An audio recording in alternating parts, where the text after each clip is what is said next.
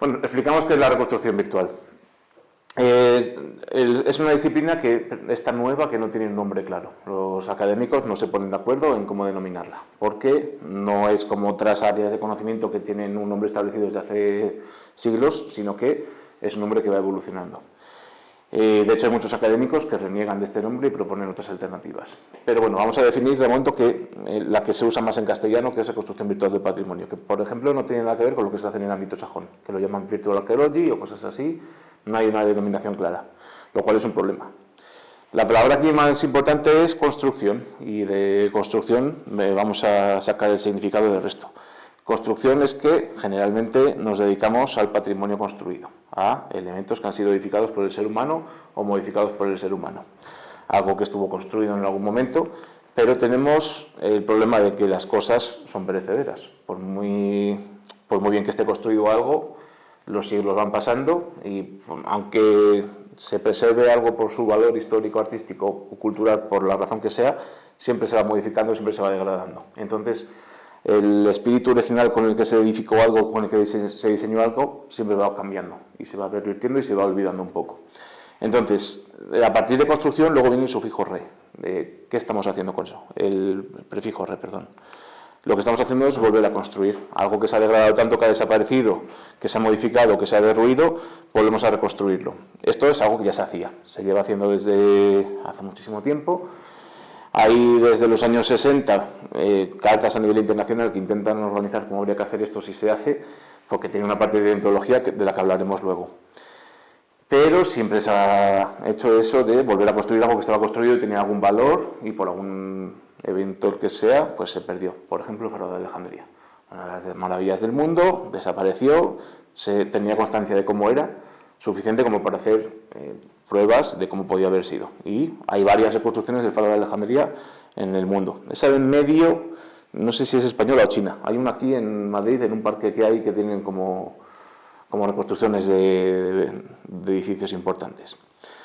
Dentro de esa reconstrucción de volver a construir algo que existió y ya no existe, o se ha modificado mucho con el tiempo, pues hay otra nueva ventaja que es la parte virtual. Y hacemos esto en un mundo virtual. El Faro de Alejandría de la derecha es virtual. ¿Qué pasa si de repente un buceador encuentra una piedra que nos hace cambiar toda la perspectiva que teníamos y creemos que es diferente a lo que nos habíamos imaginado? El virtual se puede cambiar. El de hormigón es un poco más difícil, porque hay que ir con una paleta, hay que conceder el permiso. Entonces, la reconstrucción virtual tiene un puntito también, no solo de divulgación, sino que también tiene un punto de investigación, porque son modelos vivos que pueden ir avanzando con el paso del tiempo. La reconstrucción se ha hecho de muchas maneras. Se ha hecho la anastilosis, que es una forma de reconstruir algo con las piezas originales. Algo que se ha demolido, pues volver a ubicar todo en su sitio. Esto se ha oído muchas veces. Con todos los pantanos que se escogía una iglesia, se llevaba más lejos, con todo lo que tiene que ver con el patrimonio antiguo, por ejemplo en el Museo de Pérgamo, que reconstruyeron piedra por piedra lo que se habían traído. Y hay otras que son un poco más hipotéticas. Por ejemplo, de la derecha es un castro que están reconstruyendo cerca de Aguilar de Campo, creo que es. Con las técnicas que han podido conseguir a través del registro etnográfico, más lo que conocían del registro arqueológico, pues están haciendo una propuesta de cómo podían ser esos poblados. Los dos son reconstrucciones, solo uno se basa en piezas originales y otro están haciendo una hipótesis. Esto mismo se traslada a lo que hacemos en el ámbito digital. Y esto, pues también hay cartas internacionales y hay una parte deontológica que está explicada y está estudiada. Y se plantea hasta qué punto hay que respetar el patrimonio original y hasta dónde habría que llegar en caso de que queramos volver a construir algo o que se comprenda por lo menos el volumen que tenían en su momento de construcción. Esto es importante porque el patrimonio sigue desapareciendo y a veces vertiginosamente. Ya estamos como sociedad a nivel mundial más concienciados sobre lo que es el patrimonio y que hay que respetarlo, pero no todos siempre en todas partes. Por ejemplo, todo el movimiento del ISIS, del Estado Islámico, se cargó muchísimo patrimonio, cosas que habían estado en pie miles de años, se lo cargaron a posta, voluntariamente lo destrozaron. ¿Qué nos queda? Todo el registro y toda la digitalización que se había hecho. Por ejemplo, hay un proyecto que están intentando recuperar partes de Palmira a través de las fotografías que habían hecho los turistas durante años y años de visitas. Y tenemos un modelo digital, por lo menos, de cómo era antes de ser destruido. Y esa reconstrucción que hacemos, pues tiene un problema del que hablaremos después largo y tendido, que es la parte de que tenemos que hacer una parte de interpretación, como lo que veíamos antes en el castro celta. Lo que pasa con un castro celta, perdóname por usar aquí celta, no voy a explayarme sobre eso, pero bueno, por la reconstrucción de un castro Tenemos una parte de conjetura hipotética. Si nos vamos a elementos urbanos más complejos, la hipótesis va aumentando. En esto entra la siguiente palabra, que es virtual, que es lo que comentábamos antes. Modelos que se han reconstruido pues se llevan al ámbito virtual. Es un ámbito que existe, pero que no podemos tocarlo. Existe porque lo hemos hecho y podemos visitarlo, pero está en el ámbito virtual y en el ámbito digital. Siempre estamos trabajando a través de un dispositivo, que puede ser una pantalla de ordenador, puede ser un audiovisual que hagamos, realidad virtual. Hay muchas formas de acercarnos a ese mundo virtual que estamos modificando, que estamos creando, y se ha explorado de todas las maneras. Aquí tenéis un jovencito Mario, soy el de naranja, he cambiado mucho. Esto es lo que me ha hecho el doctorado. Y aquí llevamos mucho tiempo en la universidad explorando sobre las posibilidades de los nuevos dispositivos para visualizar la reconstrucción virtual. Empezamos con la visión 3D. Esa pantalla que estáis viendo ahí, pues nos ponemos unas gafas 3D y podíamos verlo con cierto volumen. Era como explorar una especie de protorrealidad virtual en la que podíamos explorar una reconstrucción que hicimos de la Cartuja de Miraflores y verla un poco con volumen. Pero esos formatos han ido evolucionando, ya luego hablaremos un poco más de qué formatos se llevan hoy en día, y lo que al final hacemos es volver a construir algo que ya no existe o que ha cambiado mucho con el tiempo y poder visitarlo, disfrutarlo a través de un entorno virtual, con las ventajas que eso tiene, que decía antes, que no hay que tirar de hormigón y no hay que hacer una reconstrucción física. Y luego la palabra patrimonio. Esta es una palabra complicada, sobre todo a la hora de definir todo el nombre de la disciplina, porque no siempre hacemos reconstrucción de patrimonio, me explico. Normalmente voy a explicaros yo, que no soy patrimonialista, en un máster de patrimonio y comunicación, lo que es el patrimonio. ¿Vale? Hasta ahí llega mi ego. El patrimonio se considera pues lo que existe, lo que pertenece a alguien, y a partir de ahí surge todo el resto de definiciones que hay sobre el patrimonio. Dentro de eso, de lo que existe, pertenece a alguien, está el patrimonio cultural, que es lo que nos pertenece como sociedad, lo que nos define como sociedad. Dentro de ese patrimonio cultural, pues está el patrimonio edificado, por ejemplo. Todos los edificios que de alguna manera han contribuido a hacernos ser como somos y que nos representan de alguna manera. Ese patrimonio cultural tiene una línea difusa entre qué es patrimonio y qué no, qué nos pertenece como sociedad porque tiene un valor histórico, artístico importante para nosotros y qué no. Aquí la línea la tienen que trazar los expertos en esto, los expertos en patrimonio, que vais a ser vosotros o sois vosotros. Bueno, todos esos bienes tienen mucho que ver con la parte de reconstrucción virtual, porque ese patrimonio muchas veces no solo es el patrimonio edificio por edificio, sino también el patrimonio urbano. Y todo lo que ha ido heredando, todo el legado que ha ido heredando un núcleo urbano a través de todo lo que nos han ido dejando nuestros antepasados. Bien porque voluntariamente querían dejar un edificio por la razón que fuera, bien porque por la evolución de una ciudad hay edificios o conjuntos que se han mantenido a lo largo del tiempo por la razón que sea.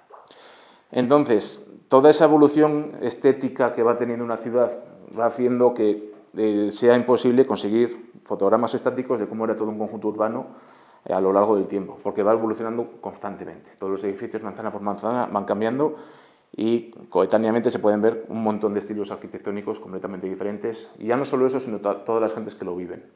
Entonces, el patrimonio es todo lo que nos pertenece, el patrimonio cultural, es lo que nos pertenece como sociedad, que hemos recibido del pasado y que tenemos que preservar para el futuro. Eso ya no solo son los edificios, porque estamos hablando de reconstrucción, sino que son las costumbres, las tradiciones, lo que nos define como sociedad. Y tanto nos define la sociedad hoy en día, algo que consideramos tradicional, como las marzas, por ejemplo. Lo vemos tradicional porque va la gente con capa, hay una hoguera, suena tradicional. Pero una charanga tocando una canción de hace 5 años y que todo el mundo se sabe que va bajando por la calle Vitoria, también es cultura popular aquí, también es patrimonio. Entonces, muchas veces tenemos los ojos hechos para contemplar el patrimonio ajeno y valorarlo más que el nuestro. Esto es algo habitual. Pero lo que nos condiciona como sociedad también tenemos que preservarlo nosotros mismos. ¿Qué sucede? Que el patrimonio cultural, si define una sociedad, cuando entre sociedades hay conflicto, el patrimonio es un arma más. Y muchas veces hay sociedades que al entrar en conflicto, pues lo que hacen es intentar cargarse el patrimonio ajeno. Por eso el patrimonio siempre está en riesgo. Las imágenes no tienen relación porque el fondo es una pintura sobre Numancia y esto es Cartago. Bueno, ¿qué hicieron, o qué cuenta la leyenda que hicieron los romanos cuando conquistaron Cartago por fin? Cargársela hasta los cimientos. Dice la leyenda que echar sal, bueno, eso habría que verlo, pero cargársela.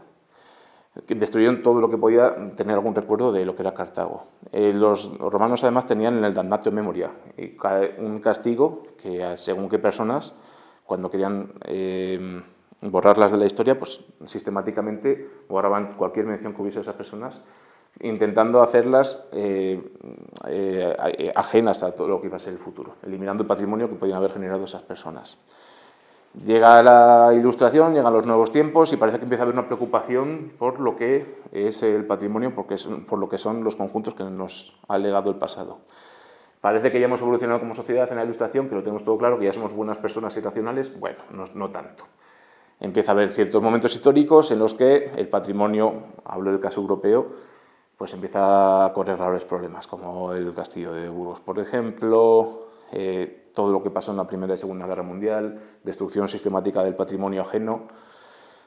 Y podría pasar que, vale, locura colectiva, en la Segunda Guerra Mundial nos hemos vuelto todos locos, nos hemos cargado todo lo que hemos podido, pero hoy hemos aprendido la lección. Pues no tanto, porque aunque fue dramático, ha seguido pasando.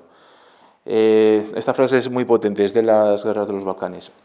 Se muestra cómo se trataba de aniquilar con bombas la cultura de otros grupos étnicos y, sobre todo, la cultura común de todos estos grupos que convivían y tenían un pasado multiétnico común. En un conflicto en el que la parte social y la parte cultural era tan importante porque era parte del relato que tenía cada uno de los bandos, la destrucción del patrimonio ajeno era una estrategia más. Entonces sigue pasando. Está pasando en Ucrania ahora. Ucrania tiene la ventaja que no tiene los Balcanes, que los rusos lo consideran también parte de su propia cultura. De hecho, su reivindicación es Ucrania y Rusia. Entonces no se van a cargar el patrimonio ucraniano, pero también está desapareciendo.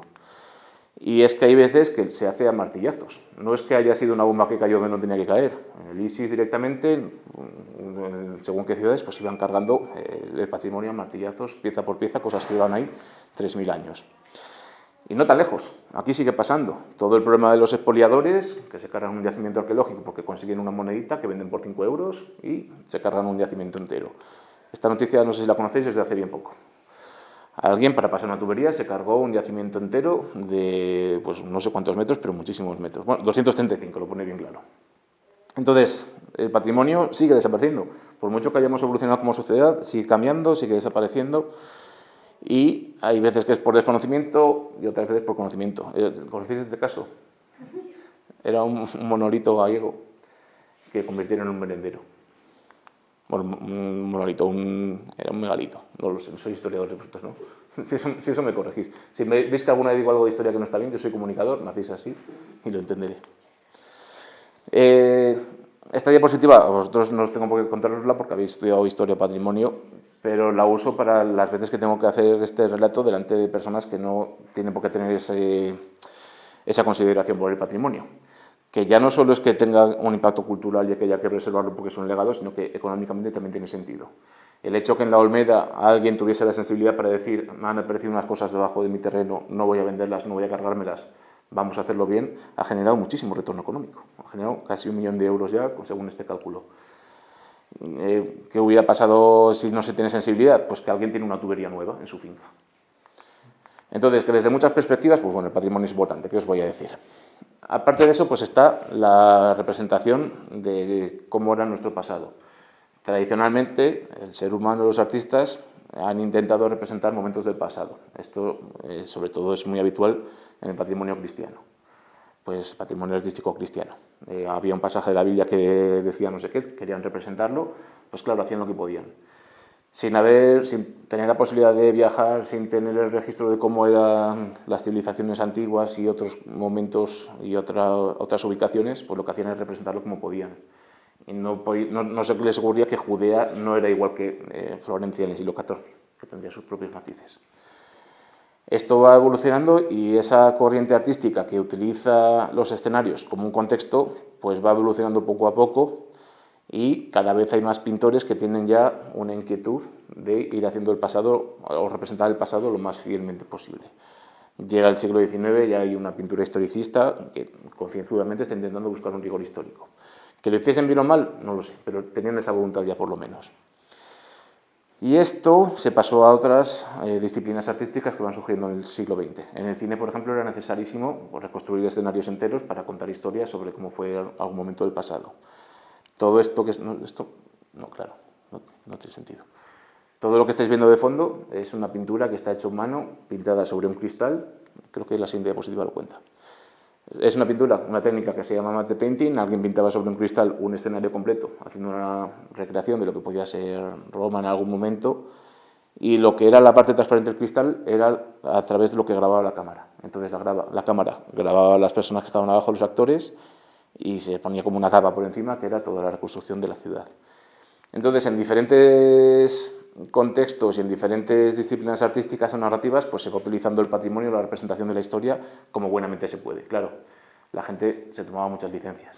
Cada vez hay un poco más de sensibilidad, pero se toman muchas licencias y eso ha ido generando una mitificación enorme sobre procesos históricos que os estáis encargando ahora de contrarrestar de alguna manera. Llega un momento que esta disciplina artística va evolucionando también a la académica y hay una rama de la representación artística del pasado que busca un poco más la parte académica y transmitir información. Surge la ilustración arqueológica específica, surgen las maquetas arqueológicas, no buscan la estética, sino que buscan la información, buscan transmitir la información de la mejor manera posible. Y aquí, en este ámbito que ya existía, el ámbito académico de la divulgación, llegan los ordenadores y aparece lo que es el mundo virtual. Y ya empieza a haber combinación de los estudios que había de ilustración y representación histórica con las nuevas tecnologías de la informática.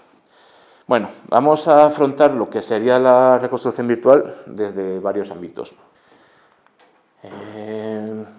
Vamos a orientarlo desde lo que es la deontología, todas las dudas éticas que hay en esta disciplina, que son muchas, bien, sobre cuál es la metodología, es decir, cómo funciona esta disciplina, cómo se trabaja en ella, y sobre cuáles son los sistemas de visualización de esos entornos que estamos reconstruyendo.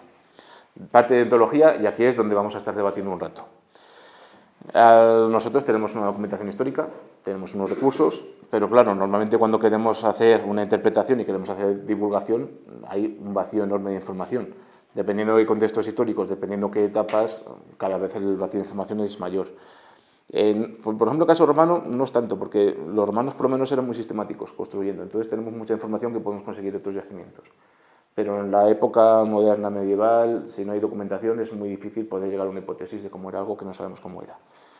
Del registro arqueológico, normalmente nos llega información suficiente como para plantear qué se puede hacer en reconstrucción virtual. Hay muchas veces que no se puede llegar a un nivel de detalle alto porque sería inventarse demasiado la historia. Y eso es grave porque, como he dicho antes, pues lo llevamos arrastrando desde hace mucho tiempo. En este caso, esto es un yacimiento en León, justo en el casco histórico de León. Aparecieron en un solar un trazado de lo que serían varias habitaciones que eran más o menos regulares, vieron que delante tendría unos postes, por la ubicación dentro de lo que era el campamento romano, identificaron los arqueólogos que seguramente era el almacén de la legión, porque además coincidía con otros campamentos justo en el mismo sitio. Además, en alguna de las excavaciones aparecieron apilados escudos, es como lo obvio que puede haber en un almacén, pues aparecen escudos de repente, y armaduras, y no sé, otro tipo de cosas que estaban almacenadas. Así que llegaron a la conclusión de que efectivamente era un almacén. La información que nos daba... No. La información que nos daba el propio yacimiento era que teníamos una selección muy pequeñita de lo que era el almacén. No sabíamos cuánto podía ocupar entero ni qué tipología podía tener. Pero por los materiales constructivos, la época, la comparación con otros yacimientos, los arqueólogos llegaron a conjeturar que podría parecerse a esto, a esta reconstrucción que luego hicimos. ¿Qué pasa? Que aquí nos planteamos la duda de hasta qué punto hay que ser rigurosos y hasta qué punto hay que hacer una hipótesis. En ese espectro es donde nos movemos siempre en esta disciplina, de hasta qué punto hay que mantener toda la información que tenemos y hasta dónde hacemos algo que sea lo más divulgable posible. ¿Qué intentamos los que defendemos esta disciplina? Que no pase que alguien va al yacimiento y le cuenten algo, bueno, esto eran unas termas y esto era Clunia y esto era no sé qué, y diga, seguro que era así. Porque claro, la gente tiene los conocimientos que tiene. Y por mucho que haya un guía turístico que haga la presentación, por mucho que haya expertos, por mucho que haya paneles informativos, conseguir todo el contexto histórico, todo el conocimiento para interpretar y entender un yacimiento en directo es complicado. Entonces, digamos que lo que dicen los investigadores en deontología en esta disciplina es que, dependiendo del ámbito en el que estemos, pues podemos tomarnos más o menos licencias. Si es una serie de Netflix de un país que tiene poco dinero, pues bueno, pues si el Cid tenía que estar en una plaza que no estuviese todo, pues bueno, tampoco es una cosa. Digamos que no es divulgación, no está hecho para ser exacto ni preciso. ¿Qué es un videojuego? Pues ya completamente creativo, vamos a usar algo como un contexto. ¿Qué es un cómic para niños franceses en los años 60? Pues bueno, Si aprenden lo que era una columna, ya está bien. Si aprenden que una ciudad tenía 2 puentes, pues ya es suficiente. Que ya estamos haciendo algo que es para divulgar en un entorno, en un yacimiento, bueno, pues eso igual sí que tiene que tener un poco más de rigor histórico. Entonces, esa deontología muchas veces parte de la disposición de información y de la disposición de otras fuentes donde podamos conseguir más información. El primer apartado pues, sería la documentación y cómo intentamos buscar siempre el rigor histórico.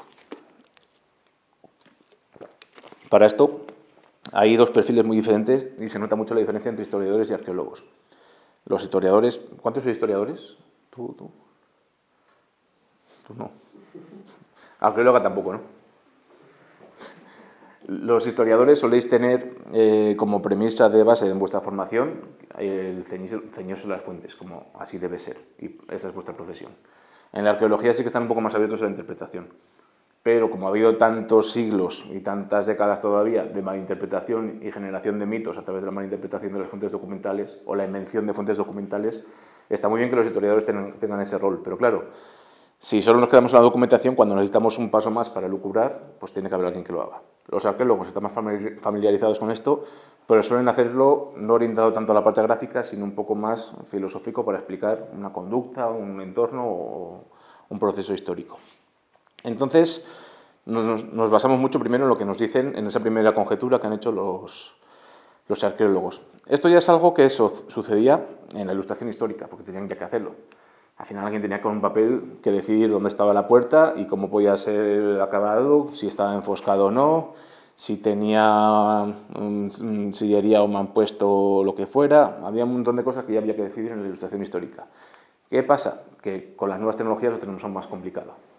Así que la primera documentación es ver de eso que vamos a reconstruir qué queda. Entonces intentamos conseguir toda la información porque hay muchas veces que una grieta, un agujero que no tenemos interpretado, una medición que salga mal, nos puede cambiar un montón de hipótesis que van viniendo en el siguiente proceso. Por ejemplo, en este yacimiento, que es de la Edad del Hierro, los arqueólogos, por la distribución por el grosor de los muros, por la distribución de todas las piedras que habían ido apareciendo según habían ido excavando, por la tipología constructiva, llegaron a una conclusión, y es que una de las viviendas no tenía un tejado a 2 aguas, no era como un cono, como los típicos tejados que solemos ver, cubiertas que solemos ver. Entonces esto viene de la propia excavación y una hipótesis a partir de la excavación. ¿Qué pasa? Que un día le dije al arqueólogo, cuando estábamos haciendo una reconstrucción, ¿tenían ventanas? Y dice, no lo sé, ni lo sabe nadie, porque no sabemos si había ventanas aquí ni en ningún otro yacimiento de la época, porque no hay ninguna casa, bueno, hay algunas que sí, pero hay muy pocas que conserven más de esta altura. Hay algunos yacimientos que son un poco más altas. Pero claro, asegurar si tenían ventanas o no y si tenían cortinas en las ventanas. ¿Tenían cortinas en la ventana? Hacía frío, tenían que tener algo para la ventana. ¿Tenían contraventanas? Son muchas preguntas, porque la tecnología la tenían. Esto es una disciplina que hay un investigador que la denomina un desencadenante de preguntas sin respuestas. Porque estamos ahí y claro, nosotros decimos, jolín, no tiene sentido representar esto y que no hubiese una cortina o una ventana, lo que fuera.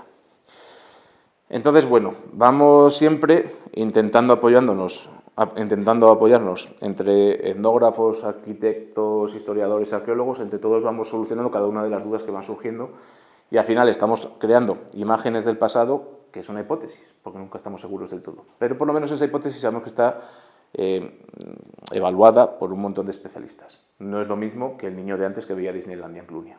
Tenemos la ventaja de que hemos estado unos meses tomando decisiones sitio por sitio.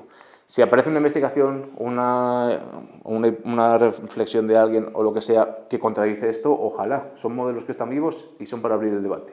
Si de repente aparece alguien que tiene un planteamiento, se pueden modificar porque son virtuales y no cuesta mucho modificarlos.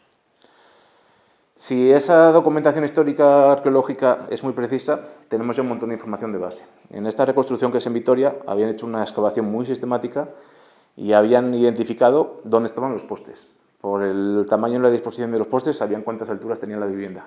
No apareció teja, entonces cubierta vegetal. Suponen que tenía que tener cubierta vegetal. Aparecieron restos de piedra careada y que estaba encalada por uno de los lados. Entonces sabemos que era piedra que estaba cubierta de cal y encontraron la base de una escalera. ¿Era así esta vivienda? No lo sabemos. No sé si la puerta o la ventana ahí la tendría ahí o en otro sitio. No sabemos si tenía... Bueno, sí, la puerta de abajo sí que la sabemos, se ve el zócalo. Si era así exactamente no lo sabemos, pero muy parecido a esto seguro. Comparad esto con alguien que no tenga el conocimiento, vaya a un museo y vea solo un plano, pues no va a poder entenderlo. Una vez que ya tenemos el modelo, que estamos bastante seguros de casi todo, pues luego lo que hacemos es incrustarlo en un entorno y obviamente para poder entender el patrimonio hay que entenderlo en el entorno, con todo lo que podía rodearle, con otros personajes, y en eso siempre hay una parte de hipótesis. Otra fuente de documentación son los propios documentos históricos. Hicimos una reconstrucción virtual de cómo era la Cartuja de Miraflores en su momento de construcción, bueno, un poco después porque ya estaba construido el sepulcro. Esto es siglo XV. Y teníamos un montón de documentación histórica sobre todos los avances y cambios que había habido en el edificio. Entonces fuimos cambiando el retablo de ubicación, fuimos haciendo un montón de retoques, según lo que nos decían las fuentes documentales, porque el edificio sigue existiendo. Entonces, a partir del edificio, rehicimos todo, digitalmente todo lo que necesitábamos y simplemente lo fuimos modificando. ¿Qué ventaja tenemos aquí? Que la Cartuja está ahí y pensaréis, ¿por qué lo han reconstruido? Si ya está ahí. Pues una razón principal es que es un edificio que no se puede visitar por la noche, por ejemplo. Y por la noche es un edificio vivo, porque los cartujos van a rezar por la noche, a hacer, no sé qué hacen por la noche, a hacer los retos o lo que tengan que hacer. Y además es un edificio que no se concibió para estar iluminado con iluminación artificial, sino que tenían que tener antorchas y estar registrado que estaban ahí. Entonces, el poder entender un edificio, en realidad, hoy no vamos a poder verlo en realidad virtual, pero entender un edificio como se concibió en su momento, rodeado de cartujos, porque lo hicimos en una aplicación de realidad virtual, rodeado de cartujos que están cantando a la luz de las antorchas y entrando una luz de la luna por las vidrieras, el edificio se entiende de otra manera. Y además en todos los complementos y todos los añadidos que fue habiendo, se fueron haciendo en la historia. Otra fuente documental son las entrevistas y recuperar la memoria individual. También queremos explorar la memoria colectiva como fuente de documentación, pero eso ya es bastante más complicado. De momento estamos usando la memoria individual. Un proyecto con el que empezamos a hacer esto pues era de entrevistas a varios mineros que habían trabajado en una mina que estábamos reconstruyendo para un documental que se hizo. Se hizo un documental porque fue una mina en la que pasaban un montón de tragedias, una en concreto pues murieron 14 mineros y moría muchísima gente. Entonces se hizo un documental, pero claro, en el documental era muy difícil entender a los mineros que decían, bueno, sí, yo estaba en la galería 2 y pues subía por no sé dónde a la galería 1 y cruzaba no sé cuánto, era muy difícil entenderlo y los espectadores pues no eran capaces de seguirlo. Claro, no podíamos decirle a los mineros, dibújenme aquí las galerías, porque ellos lo habían visto a oscuras, hacía 60 años, y agachados y pasando frío. No tenían la capacidad de transmitir eso que ellos recordaban en un boceto. Entonces lo que hicimos fue varias entrevistas a los mineros, fuimos allí mismo, y a través de lo que nos iban contando las experiencias, pues pudimos hacer una serie de primeros bocetos. Esos bocetos luego los íbamos refrendando con ellos, y al final pudimos hacer una reconstrucción de la portada, que de esto sí que había fotografías, y el interior fue una infografía, pero que para el documental ya nos servía para explicar qué partes de cada una de las galerías eran las que habían tenido algún tipo de impacto en lo que estaba narrando el documental. Lo hemos hecho también con el primer taller que tuvieron los hermanos Antolín aquí en Burgos. La empresa, el grupo Antolín, nació en Burgos, nació con un invento que tuvieron unos hermanos en la calle Salas. ¿Sabéis dónde está la calle Salas? Pues es un local pequeñito que se sigue conservando, que debería ser patrimonio de la ciudad y estar recuperadísimo, porque sigue existiendo y mucho material sigue siendo original, porque ahora vende instrumentos de labranza y así, entonces no han hecho mucha reforma. Pues ahí empezó una empresa que ahora tiene 30.000 empleados y hicimos para una exposición, para contar la historia de cómo habían sido los orígenes y cómo habían inventado la famosa rótula, pues también les entrevistamos. Y aquí empezamos a tener problemas con la memoria como recurso. Tenemos una fotografía en la que estos tornos, no sé cuánto pesará, pero igual pesan 3 toneladas cada uno. Estos tornos estaban así, en una fotografía. Viene un empleado, que era el último que quedaba, que había trabajado ahí, y dice, estaban así, estaban contra la luz, que me acuerdo yo. Bueno, fuimos a ver el yacimiento, había una sombra en el suelo, más o menos en esta disposición. Bueno, teníamos una fotografía y teníamos una mancha en el suelo. Y él decía, no, estaban girados, que te lo digo yo. Y bueno, señor, pues no le hicimos caso. No, me dolerá toda la vida, pero no le hicimos caso. Y al final creímos, puede que incluso los girasen, pero no se acordaba ni él ni nadie de que los hubiesen girado. Entonces la memoria pues es fugaz, que es un problema que tiene la memoria individual, pero muchas veces que es el único registro que queda de bienes patrimoniales. Entonces está ahí y lo utilizaremos. Si vamos avanzando en el tiempo, otro recurso es la fotografía. Y utilizar fotografía o grabado, pues obviamente nos da muchísimas ventajas porque ahí sí que podemos llegar a un nivel de detalle muy alto. Esto fue para una reconstrucción de la fábrica de Gombarri en los años 60, otra fábrica que también empezó en Burgos, que también tiene 30.000 empleados o no sé cuántos. Pues para una exposición también hicimos una reconstrucción de cómo fue la primera fábrica y aquí sí que podemos llegar a un nivel de detalle muy alto porque estamos seguros de que era así. Y pudimos tomar medidas y sacar fotografías de toda la fábrica porque sigue siendo la misma. Entonces, pues al final, el nivel de detalle al que llegamos puede ser alto porque tenemos una rigurosidad de que esto era así. Y si no era así, era muy parecido a esto. La fotografía es una fuente muy útil, sobre todo si tenemos fotografía histórica y estamos haciendo patrimonio urbano. Hay muchas cosas que no se pueden ver a día de hoy porque ha habido construcciones, porque ha habido desplazamientos de tierra, pero sí que las fotografías aéreas de los años 50 o posteriores nos dan un montón de pistas, porque además con la comparación de varias fotografías hay veces que dejan según qué manchas en el sitio, en un descampado, por ejemplo, o por cómo va evolucionando un camino que luego se convierte en carretera. Hay un montón de pistas que nos da la fotografía histórica para poder interpretar más allá de las otras fuentes de documentación que tenemos. Esto fue excepcionalmente importante en un proyecto del que hablaré luego, que fue una reconstrucción que hicimos de cómo era Burgos en 1921. Tuvimos que recuperar del archivo todas las fotografías que conseguimos en el que salía alguna casa y que fueran entre 1915 y 1930. Porque nadie había hecho el esfuerzo de decir, venga, todas las fotografías de Burgos en 1921 de la Plaza Mayor. Obviamente nadie había hecho eso porque no tiene sentido. Entonces tuvimos que ir casa por casa, memorizando todas las casas que se conservaban ahora, viendo cuál era el origen para ver cuáles sí que eran antes de 1921 y las que no, las fuimos identificando. Luego haré una presentación sobre este proyecto. Y hay otras veces que, aparte de las fotografías, tenemos los grabados, y esto es una ventaja, porque las fotografías, normalmente cuando las utilizamos es porque es de algo que es bastante antiguo, que desapareció hace mucho tiempo, como el Palacio Arzobispal, que desapareció en 1917 o 21, ¿no? 14, pues en el 14.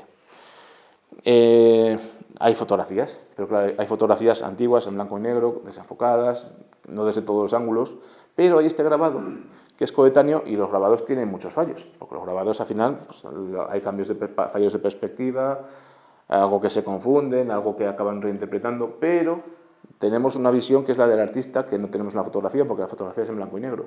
Hay un montón de detalles que al bajar la saturación en el blanco y negro no se ven, o por la distancia, o por lo que sea. Pero la visión del artista sí que está tomando la decisión de dónde trazar algo que separa dos tonos de color, por ejemplo, o que separa dos zonas, o cosas que él veía relevantes que igual en la fotografía pasaban desapercibidas. Bueno, no sé si lo veis encima de la puerta en el balcón más superior, ahí se ven claramente los dos escudos, en la fotografía no se ven tan claramente, no tienen tanto detalle. Entonces lo que hacemos es combinar las dos fuentes de información y así sí que podemos llegar a un nivel de detalle bastante alto. Porque esto es antes de ayer, es hace un siglo, tenemos fotografías, grabados, sabemos que era así. Sobre la metodología, sobre cómo se trabaja en este ámbito. Bueno, primero, en este punto me interesa mucho abrir debate. ¿Qué opinas hasta ahora? ¿Hay que reconstruir con rigor? ¿No hay que reconstruir? ¿Hay que hacer ilustración y mejor no hacer reconstrucción virtual? Yo creo que sí, hay que reconstruirlo y lo que no se sabe, pues eso se puede tirar un poco el triple, por así decirlo, pero tendrías que dar una opción para que el que lo está viendo sepa que eso es inventado. Pero sí. Luego hablaremos de esa segunda parte, bien hilado. ¿Los demás cómo lo veis? Bien. Bueno, no siempre me encuentro con este perfil en historiadores, ¿eh? A veces que cuesta un poco más. Porque eso, bueno, muchas veces los historiadores nos decimos, no, es que no es así, no sé qué, pero la gente no tiene esa... Ya.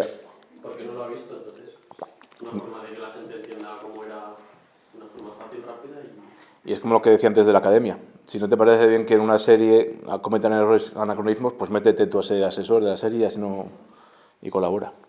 Bueno, sobre la metodología, esto es un poco más profundo, así que pasaré un poco rápido por ello. Desde la academia pues va habiendo investigadores que se están especializando en este ámbito y están viendo dentro de las premisas que hay, que son la deontología, la falta de información, la financiación, van viendo cómo se podrían trazar flujos de trabajo específicos para poder trabajar en reconstrucción virtual, para garantizar el rigor histórico y para hacer modelos que sean sostenibles, que se puedan mantener a largo plazo.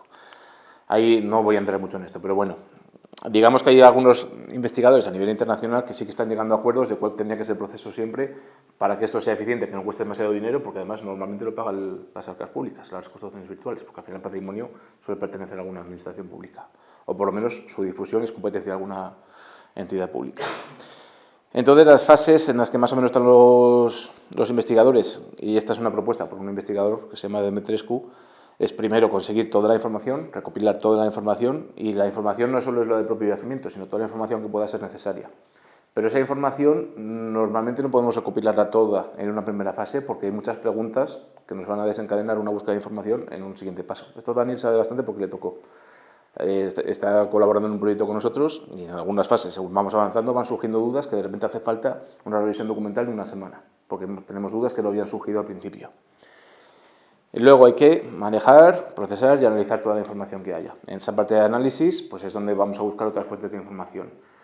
Y luego en la fase 3 es cuando toda la información que tenemos se va a convertir en un primer modelo. Un primer modelo que va a ser donde haya la mayor parte del debate y donde todos los especialistas pues vayan aportando su granito de arena y se vaya debatiendo sobre ese modelo. Importante que sea sobre ese modelo y no sobre el definitivo, porque hay muchísimo más trabajo en el definitivo que en el anterior.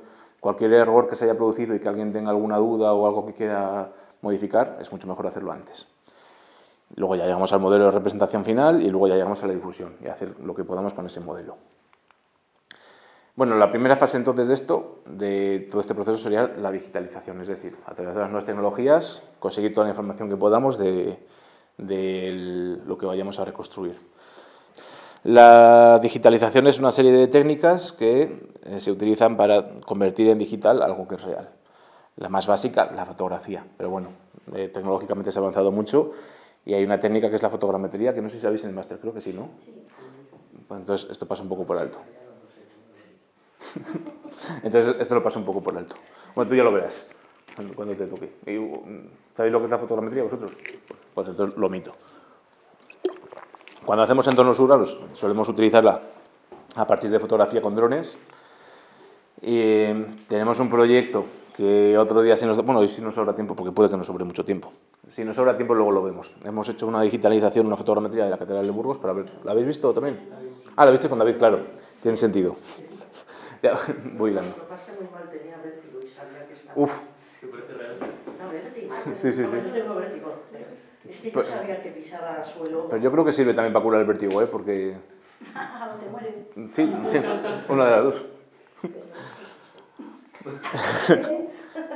Bueno, esa fotogrametría pues nos sirve muchas veces cuando queremos preservar algo en el momento actual, pero nosotros también lo usamos como contexto. Esto es la Catedral de Vitoria, por ejemplo. ¿Conocéis la Catedral de Vitoria?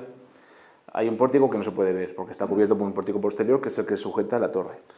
Esta es la pinta que tendría la Catedral de Vitoria, que se parecía a la de Burgos antes de que cambiasen el pórtico, que se parecía a la de León y a tantas otras de corte clásico de gótico francés. Entonces, les interesaba a la fundación que lleva la catedral contar cómo podía ser la catedral en su momento en el que buscaban que fuera pulcra y simétrica y fuera un modelo catedral pues, más tradicional. Entonces, a partir de la fotogrametría del pórtico, que se conserva, pero eso ahora se ve como parte de una capilla, pues esa fotogrametría está insertada en un resto del modelo que es digital. Y se ve la muralla por detrás como iba. Entonces, la fotogrametría ya no solo es algo que nos sirve como fuente de información, sino que también es parte del modelo final que estamos haciendo. Simplemente es como la anastilosis que contaba antes. A partir de lo que existe y lo que se conserva, pues trazamos todo lo demás. En el resto de los casos, pues esa fotogrametría nos sirve como base para luego seguir haciendo el resto del modelo. Esto es fotogrametría para la reconstrucción virtual del castro que os enseñé antes. A partir de todo lo que queda, pues luego tenemos todos los volúmenes exactos para luego levantar hacia arriba. Y otra forma de digitalización que nosotros usamos un montón, porque para divulgación viene fenomenal, es la fotografía esférica. Es algo que es muy rápido porque se hace con una camarita que tiene dos lentes, no sé si la habéis visto alguna vez. Se va desplazando y va sacando fotografías como las del Google Street View. Entonces podemos digitalizar un yacimiento entero viendo cosas que luego en la fotografía normal no sale. Porque muchas veces cuando estamos haciendo luego el proceso de reconstrucción hay muchas dudas que nos van saliendo de, jolín, esto que está aquí, me hace falta una referencia de cómo son aquí, de qué color son las piedras, por ejemplo. Igual en la visita al yacimiento no me ha dado por sacar una foto de una piedra. Y hay cosas que en el registro completo del 360 pues sí que aparecen. Y a partir de esas fotografías 360 en las que miramos un montón de detalles que no son muy útiles, tenemos ya el fondo sobre el que hacer luego la reconstrucción virtual, porque tenemos, igual que teníamos antes la fotogrametría, a partir de la fotogrametría hacemos un volumen, a partir de esta foto, pues también, bueno, no está sincronizado, no lo está. Eso que se ve en medio, que son los restos, son de una iglesia, la iglesia es la que se ve un poco más a la derecha. Pero a partir de esa fotografía a 360 grados, nosotros podemos proyectar la fotografía, la reconstrucción virtual, y eso luego es visible en formatos inmersivos como la realidad virtual, que luego pasamos a ello. Hay muchas veces también que tenemos problemas con las excavaciones arqueológicas, porque sobre todo hasta hace unas décadas había documentación arqueológica que no se registraba, que no se compartía, porque los arqueólogos, hay algunos que para eso son muy suyos, y hay información que va a desaparecer para siempre porque una excavación no se ha hecho una memoria correcta. Esto nos pasó en una reconstrucción en Navarrete, en La Rioja, que fuimos al yacimiento a medirlo todo, a tener todo en cuenta, para ver cuál, a partir de eso y a partir de la fotogrametría, cómo empezar a trabajar, y toda la información del subsuelo no existía. Se había hecho una excavación arqueológica, no existía esa memoria, nunca se entregó, nunca se publicó. Un yacimiento destruido porque la información extraída de ese yacimiento no existe. Entonces tuvimos que conjeturar a partir de lo que quedaba, y a partir de aquí pues empieza la siguiente fase. Recopilamos toda la información que haya, incluso ir a medir allí, y empieza la fase de bocetado, que luego se llama modelo de representación o blocking, que viene de hacer bloques. El primer bocetado pues lo tiene que hacer alguien que tenga un poco de habilidad en el bocetado. No hace falta que sea extraordinaria porque no tienen que ser bonitos los bocetos, tienen que ser útiles. Y esa habilidad de bocetado tiene que tenerla alguien que sepa eso, y puede ser el que vaya a hacer la parte de difusión o puede ser alguien que venga de historia o de arqueología. Bueno, esto no lo he dicho antes, pero en reconstrucción virtual del patrimonio el perfil es muy multidisciplinar. Normalmente la gente viene de algún otro entorno. Yo vengo de comunicación, se me da bien el modelado 3D, acabé aprendiendo historia. Se puede hacer el paso al revés. Aprender historia, arqueología y luego aprender la parte más técnica. Entonces, los bocetos tiene que hacerlos alguien que tenga un poco la sensibilidad de la reconstrucción virtual del patrimonio, que es multidisciplinar, porque hay que saber un poco de la parte técnica, de lo que se va a poder hacer y cómo se va a poder hacer, de la parte artística, pero hay que saber de arqueología, hay que saber historia, de patrimonio histórico-artístico, de etnografía hay que saber muchísimo. Hay que tener un perfil un poco multidisciplinar. Esos primeros bocetos pues son los que luego sirven para generar el debate. Y aquí vengo con transparencia. Se va a quedar grabado, me da igual. Vengo con transparencia. Este es el primer boceto que hice de la reconstrucción del Hospital de Navarrete, porque los historiadores me dijeron que ni muertos iban a hacer ellos el boceto, porque no querían conjeturar, porque no se atrevían, porque su disciplina dice que no lo hagan. Me leí una tesis entera sobre cómo era este yacimiento, toda la información que había sobre el yacimiento. Y en un apartado ponía, y había un hórreo para el grano. Dijo, perfecto. Si os acordáis, he dicho que soy de León. En León los hórreos son hórreos. Pues no era un hórreo, era un granero. O sea, no es un hórreo al corte actual. ¿Qué hice? Pues como yo lo que había visto en todos los patios en toda mi vida, hice un hórreo separado del suelo y un poco alejado de lo que era el entorno. Me dijeron, por favor, no hagas eso. No era así, era un granero, pero el primer boceto es para abrir el debate. El primer boceto no tiene nada que ver con lo definitivo. Es un punto de partida a partir de la recopilación de toda la información, porque hay muchas veces que toda la información es textual y nadie es capaz de hacerse la imagen visual de un libro así, porque cuesta mucho llegar hasta que no te pones a dibujar. Entonces, esto se fue corrigiendo poco a poco y había aquí un vídeo, pero no lo vamos a ver. Luego hablo de cómo se corrigió. Esos bocetos, a veces, si sabemos que el producto final va a ser realidad virtual, directamente los hacemos en 360 grados. Esto es un boceto para el monasterio de Lerma. ¿Se podrá ver? Bueno, esto es un formato inmersivo. Se puede dar la vuelta entera al plano y se ve todo lo que fuimos diseñando. Hay hasta códigos de colores. Lo que iban a ser personajes grabados con un fondo verde, que luego hablaré de eso, están en rosa. Las correcciones están anotadas en rojo, que bueno, solo se ve en el fondo. Lo que había que hacer en digital está en azul clarito, como los caballos que los hicimos digital, la hoguera y los efectos especiales en naranja. Entonces ya en este primer boceto es un boceto que no es bonito, sino que está hecho, bueno, no está ni tan mal, pero es un boceto de trabajo, es un boceto para empezar a organizar todo lo que vamos a tener que hacer. Esos bocetos sirven también, si se hacen luego en 3D y se pasan a 3D, sirven para generar el debate, que es lo que decía antes. Ese primer boceto que hice yo, pues en unas reuniones que hicimos con los arqueólogos, pues nos iban diciendo todo lo que estaba mal y cómo podíamos corregirlo. Entonces, a la hora de ya tener un boceto y encima ser en 3D, para ellos es mucho más fácil. De hecho, esta fase la disfrutan un montón los historiadores y los arqueólogos. Disfrutan un montón tener todas las herramientas y que haya alguien delante que les pueda corregir en directo toda todo lo que van identificando como que está mal. Y es aquí, en esta fase también, en esas revisiones, donde más dudas se van generando, donde más preguntas se van abriendo, porque hay muchas veces que cada vez que se mueve algo, surge, por una parte, el sentido común basado en nuestro conocimiento, que viene al final de la etnografía, que es, bueno, pero aquí habría una puerta, porque es más cómodo salir por aquí al patio. Bueno, pues aquí tendría que haber apilada paja, porque viene mejor aquí, porque está ahí la cuadra, cosas así. Ese tipo de detalles. Viene muy bien ser de pueblos para trabajar en reconstrucción virtual. En esta fase, pues cuando hay dudas importantes, también lo que se hace para incentivar el debate es hacer diferentes versiones de un mismo modelo. Esto era lo que hemos visto antes de Navarrete, y sabíamos que había una torre en algún sitio. Lo decía la documentación, y era una torre que se había conservado hasta el siglo XIX, creo.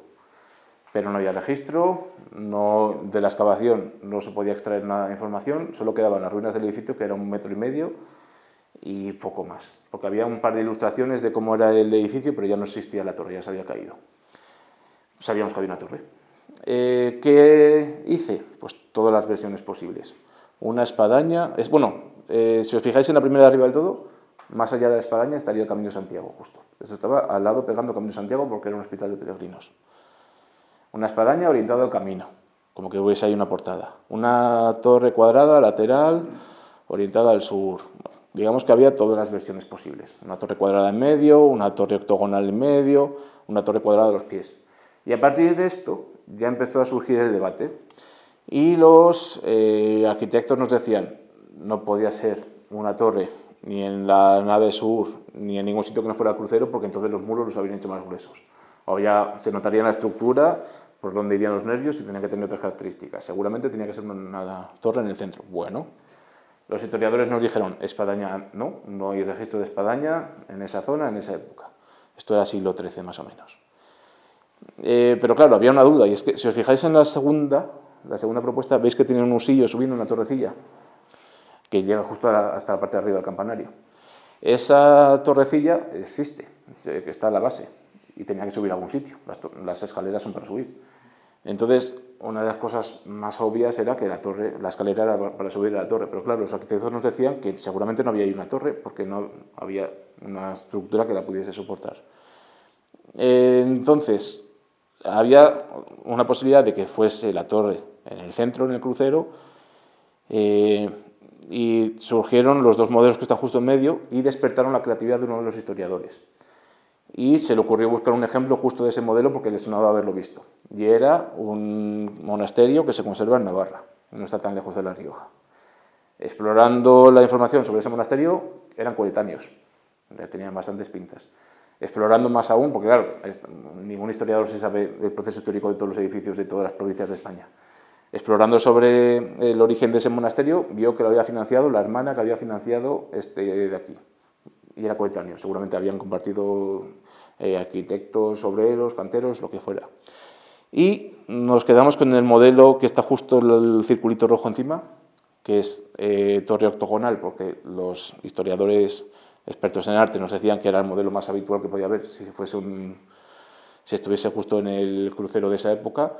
Y lo que se utilizó como referencia del otro monasterio era que del husillo se subía un pasillo que pasaba por el lateral del tejado y luego había otro caminito, otras escaleritas que subían. Es algo que suena raro, no suena sentido común, pero había un ejemplo exactamente igual, coetáneo, de un sitio que habían resuelto exactamente igual. Según vamos resolviendo todas las dudas, hacemos un proceso que se llama blocking, que es ubicar bloques más o menos definidos donde ya sabemos que iba cada uno de los elementos que vamos a reconstruir. Esto lo usamos para organizarnos entre nosotros, porque es un trabajo en equipo lo que se hace aquí. Cada uno de esos bloques, pues les damos una referencia y vamos anotando las modificaciones que vamos a ir haciendo en cada uno de ellos. Veis que hay códigos de color y todo, como vimos antes, pues para organizarnos y hacer una distribución del trabajo. Y bueno, una vez que tenemos los bloques y hemos ido trabajando, ya trabajamos el modelo definitivo porque ya está todo hecho, pues llegamos al modelo final. Y después de ese modelo final, en la parte de difusión, lo que intentamos hacer es un modelo de difusión cromático, que tiene una escala cromática en el que intentamos ser muy transparentes con de dónde hemos obtenido la información. Lo ideal sería dejar constancia eterna de todo el proceso que hemos seguido de documentación y de toma de decisiones para que eso lo puedan aprovechar otros. Lo que pasa es que, claro, eso es un trabajo excelso y complicadísimo de hacer. Nosotros lo estamos intentando, pero es que es muy difícil. Al menos que exista este modelo ya es un montón, porque ayuda mucho a la difusión y a que no perviva ningún mito del que no estamos nada seguros. En este caso, pues la zona verde es lo que se conserva hoy en día, los restos, las ruinas. La portada que se ve ahí y las ventanas no están in situ, sino que las aprovecharon para construir un cementerio precioso en el pueblo. Tiene una portada que está hecha de retazos de lo que era la iglesia. Lo amarillo es conjetura a partir de los restos arqueológicos, es decir, a partir de los restos pues, elevados. La torre más el edificio anejo, pues hay evidencia documental, hay documentos que decían que estaban ahí, no sabemos cómo eran, pero sabemos que estaban ahí. Los documentos nos dicen que existían.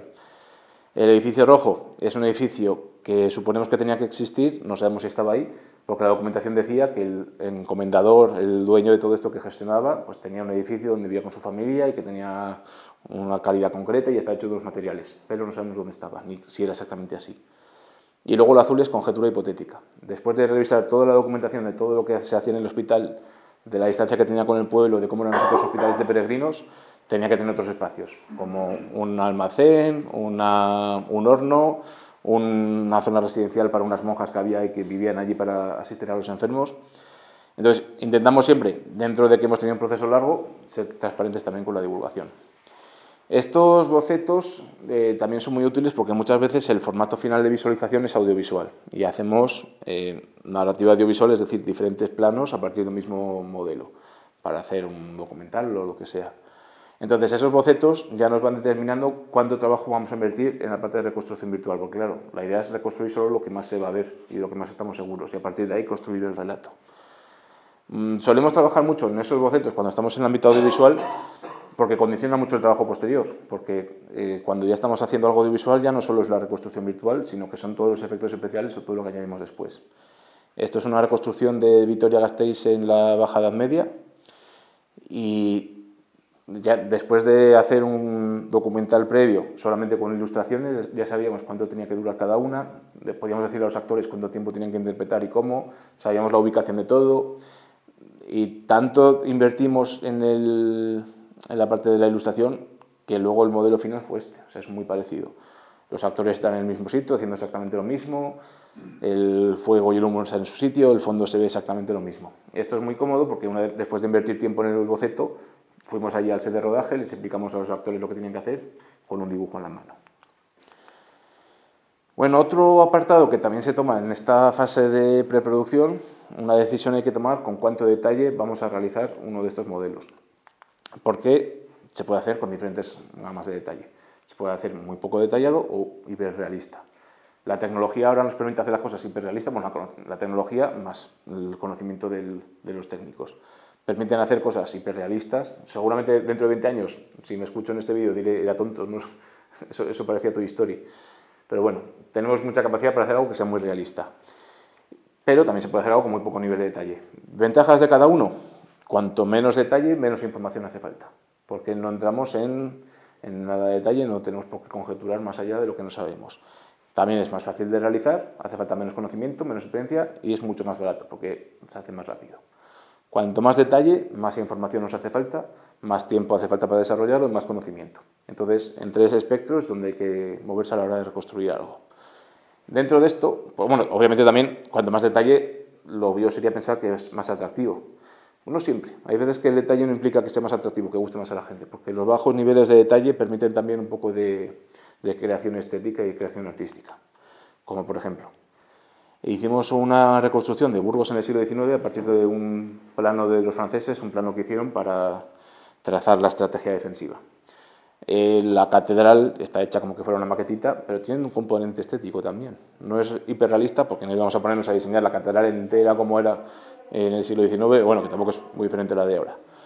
Pero al no entrar en detalle, pues también tiene otro componente estético y al verla dentro del resto de la ciudad, que todo el resto de la ciudad simplemente son bloques, pues también tiene un puntito de estética. De hecho, de lo que va mi tesis es sobre este aspecto concreto, sobre para qué sirve cada nivel de detalle y cómo habría que hacerlos. Un experimento que estamos haciendo es, tenemos un modelo de cómo era Burgos en el siglo XV en dos niveles de detalle diferentes. Uno muy básico, que solamente elevamos lo que son las manzanas y simbolizamos con algún puntito donde estaban las iglesias, y otro con un poco más de detalle, donde ya hay un poco definidos los tejados, los edificios que sabemos cómo eran, pues tienen un poco más de volumen. Ahí, por ejemplo, identificáis San Román, que se ve más o menos bien. Pues San Román no sabemos exactamente cómo era, pero tenemos una idea. Abajo a la derecha está Santa Gadea, que también sabemos cómo era porque se conserva el edificio casi actual. Entonces, algunos edificios un poco más emblemáticos, o San Gil, que también se nota arriba del todo a la izquierda del plano de la derecha.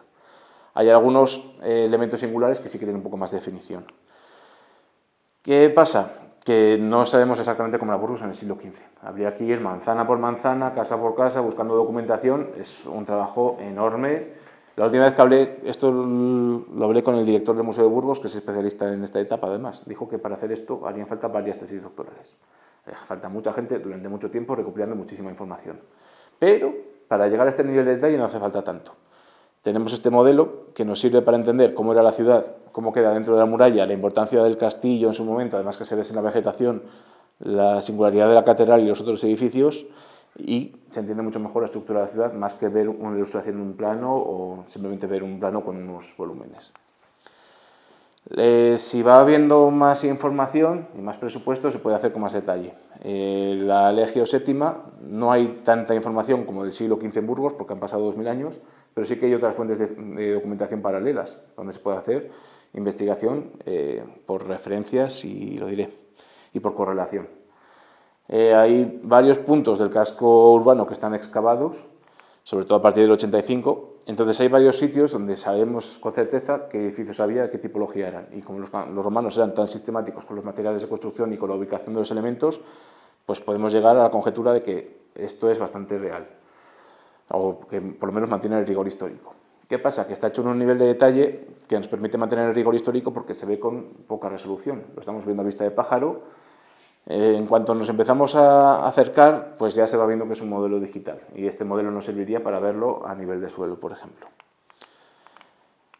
Si vamos teniendo cada vez más información, pues, y tenemos más presupuesto, se puede llegar a más detalle. Esto es Vitoria-Gasteiz, que os lo he puesto ya un par de veces, uno de los proyectos más ambiciosos que hemos hecho, porque llevaban 20 años excavando, tienen muchísima información, excavando y pensando también, porque habían hecho esta ilustración histórica.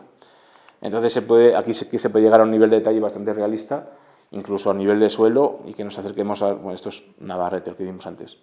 Hay veces que hasta a nivel de suelo sí podemos llegar a un nivel de realismo bastante alto, porque estamos seguros de lo que había, hay tiempo, hay financiación. Una vez que hemos decidido el nivel de detalle con el que se va a hacer, pues trabajamos en el modelado, que es la parte de construcción física, digital de esos entornos. En el modelado, una vez que sabemos cuánto detalle tiene que haber, pues vamos manipulando los bloques pues, con diferentes herramientas. Hay algunas que son para cortar, otras que son para plegar. Es una mezcla entre hacer barro y hacer cerámica y hacer papiroflexia. Hay como las dos herramientas. Tenemos varias herramientas digitales para hacerlo. Pero sería muy parecido a hacer el trabajo artístico, a hacer una maqueta. Sobre esos modelos, luego proyectamos unas texturas, que son una serie de fotografías que hacemos de materiales que pueden ser similares a los que sabemos que existían en aquel momento, y sobre esas texturas luego ubicamos a los personajes. Eso lo explico ahora después. ¿En qué se convierte esto? Que somos cazadores de texturas. Muchas veces hemos tenido que ir buscando lugares que podían tener las mismas condiciones y en las mismas construcciones que en otros momentos históricos. Y hay muchísimo, porque los materiales de construcción populares no han cambiado tanto. Según en qué pueblo se vaya y si se sabe buscar un poco bien, de hecho uno de mis hobbies es estar con Google Maps por las noches, entrando en pueblos que nunca voy a ir y mirando a ver si alguna textura es aprovechable o si hay algún material de construcción que puede ser útil. Esto es una visita que hicimos, que íbamos con un patinete en el maletero, entonces parábamos en un pueblo, me lo recorría yo entero, identificaba algunas viviendas y luego íbamos casa por casa sacando las fotos que nos interesaban. Una vez, venga, ya entramos en anécdota. Estábamos haciendo nuestros primeros proyectos, que era una reconstrucción de cómo era Briviesca, y por razones de la vida tuve que dar una charla en Briviesca de otra cosa. Y allí les pregunté, digo, ¿no sabréis de algún pueblo por aquí que tenga materiales constructivos antiguos o que no hayan tal? Y dice, hay un pueblo abandonado, entre aquí y Belorado, Castil de Carrias, y no se ha tocado nada desde hace 30 años. Dije yo, ¿cómo? Eran como las 6 de la noche, me fui a Castil de Carrias, llegué como a las 7 de la noche en invierno, dije, bueno, ya que estoy aquí sacaré alguna foto. Me empecé a recorrer el pueblo yo solo, cuando me di cuenta era de noche y estaba no sabía dónde, dije, bueno, creo que me voy a ir. Se lo conté unos años después a mi madre y no les entró muy bien esta historia. Pero bueno, saqué un montón de fotografías de un montón de materiales constructivos que eran muy parecidos a otros que se podían usar en otros momentos históricos. Entonces, tenemos nosotros ya cierta sensibilidad, siendo comunicadores, por lo menos en nuestro grupo de investigación, tenemos cierta sensibilidad para identificar materiales históricos que tienen el corte, el tipo de mampuesto, el tipo de argamasa que se usaba en otros momentos históricos. Pero eso normalmente no sirve porque hay muy pocos sitios que se conserven tal cual, porque los que tienen los materiales originales normalmente ya se han caído o están muy estropeados.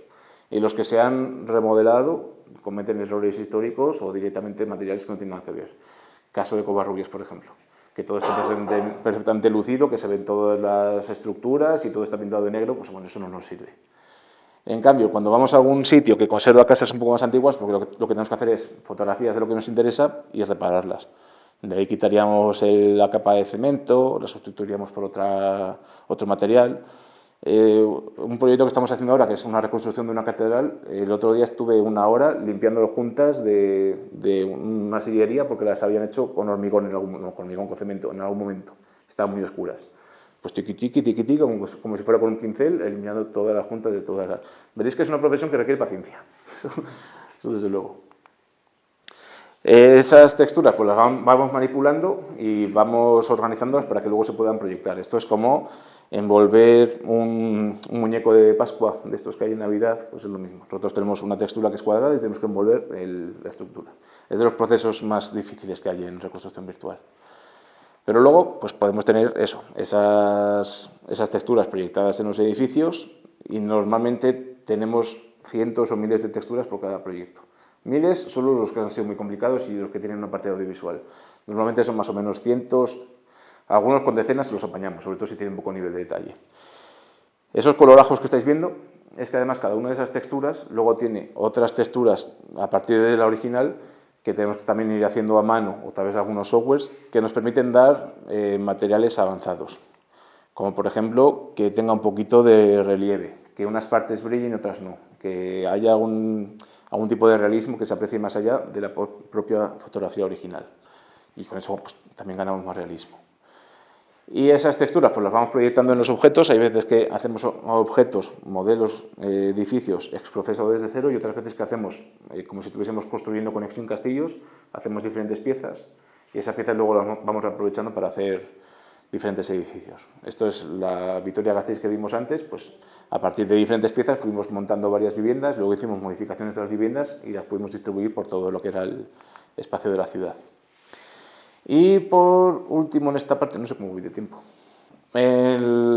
existe como término la reconstrucción y la recreación. La reconstrucción viene de algo que estuvo construido, recreación es igual que la recreación escénica, la gente que se disfraza de medieval o lo que sea, pues aplicado también a este ámbito virtual. Lo que hacemos es, todo lo que no se puede generar digitalmente, pues lo grabamos, lo recreamos, lo grabamos y lo incorporamos en ese ámbito digital.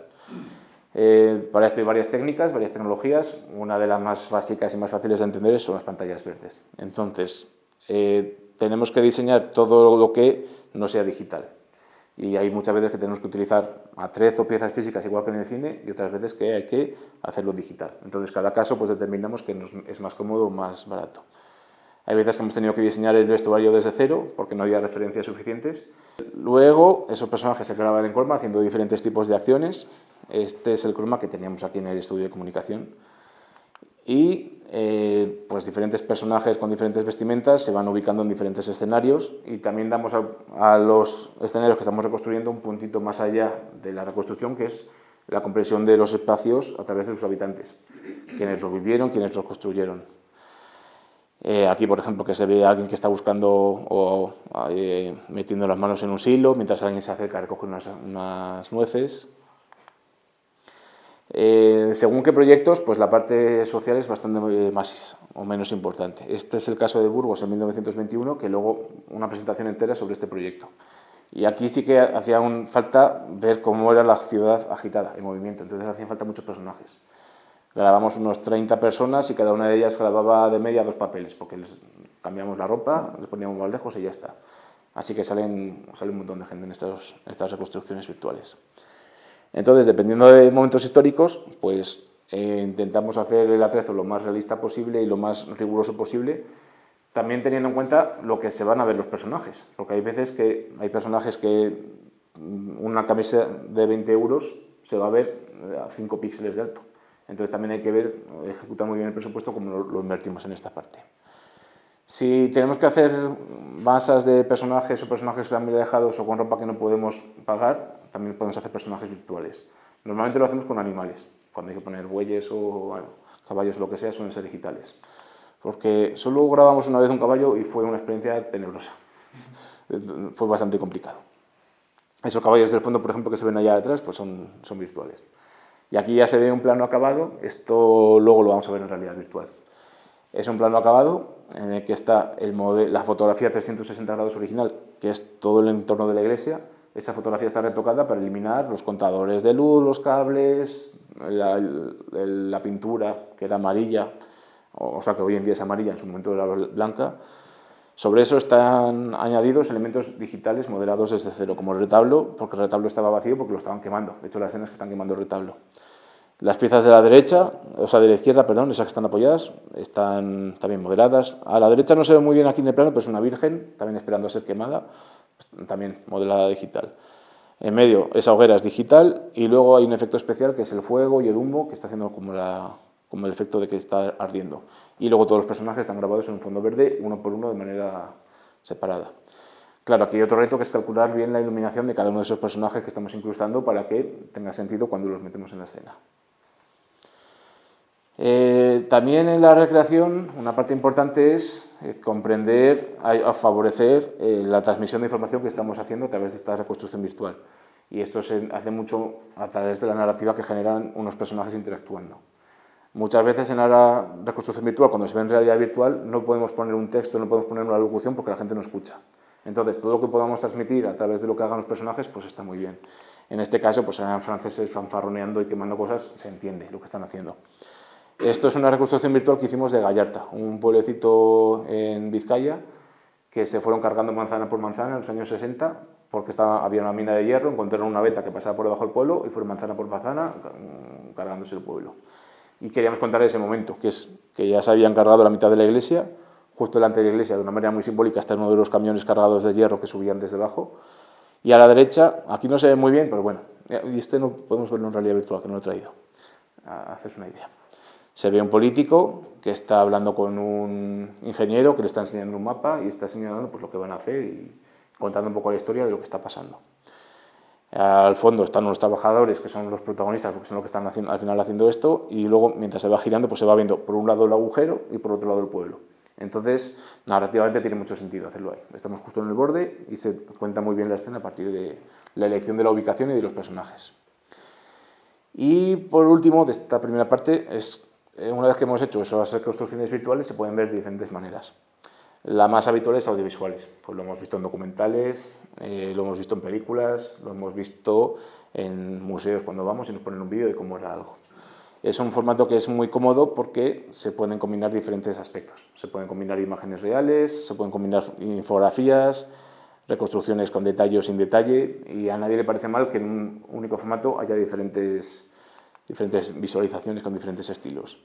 Se puede combinar con infografía, con ilustraciones, con un montón de acabados diferentes, entonces es un formato que se adapta muy bien a las necesidades narrativas de un proyecto y a la financiación.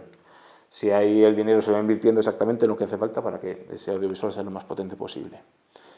Un formato con el que trabajamos mucho, que es el que más favorece la divulgación, son los vídeos 360 grados. Son vídeos en los que representamos toda una realidad, se puede ver con el móvil, con una tablet, desde YouTube directamente, y se pueden meter en gafas de realidad virtual. Bueno, todo esto sabes bastante. Buena suerte. Si no tengo internet. Si escaneáis eso con el móvil, veréis el modelo que os decía antes de Burgos en 1921, y al menos lo podéis ver con el móvil y lo podéis ver alrededor. Tiene una ventaja este formato, y es la democratización.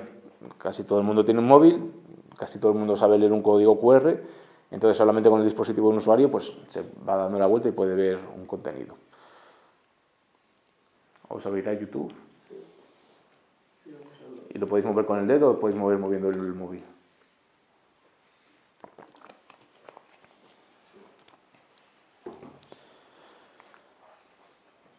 Este formato pues, tiene limitaciones frente a otros más completos, pero tiene la gran ventaja de que es muy fácil hacer un contenido inmersivo usando los dispositivos de los usuarios.